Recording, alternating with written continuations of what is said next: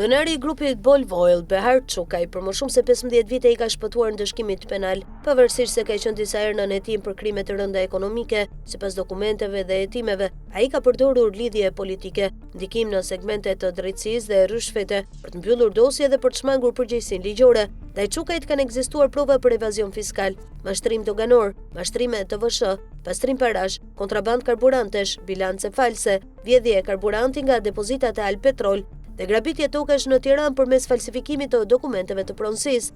Emri i Behar Çukajt dhe kompanisë Bolvoil del sërish në dosjen Bankers, tashmë e marrë nga SPAK, e klasifikuar si çështje e grupit të strukturuar të korrupsionit dhe krimit financiar. Sipas hetimeve, Çukaj ka qenë një nga personazhet kyç, duke përdorur Bolvoil dhe kompani të tjera për të vjedhur shtetin dhe për të pastruar qindra miliona euro. SPAK dhe BKH kanë hyrë në skemat financiare të kompanive Bolvoil dhe Olsi, ku janë zbuluar abuzime masive dhe jashtë sektorit të hidrokarbureve. Fillimisht u konstatuan rreth 10 milionë euro të qarkulluara me dokumente tatimore false në bashkëpunim me Bankers, por hetimet zbuluan edhe 310 milionë euro të tjera të fshehura përmes kontratave fiktive, transfertave dhe faturave të vëshëje të rreme, që prej vitit 2008 Bankers kishte kontraktuar Bolvoil për transport nafte përmes kompanisë Bolv Trans. Kjo kompani u krijua 3 vite më vonë dhe u mbyll brenda vitit, por sipas hetimit vijoi aktivitetin për vite pa licencë, duke lëshuar fatura fiktive dhe duke dëmtuar buxhetin e shtetit me miliona euro.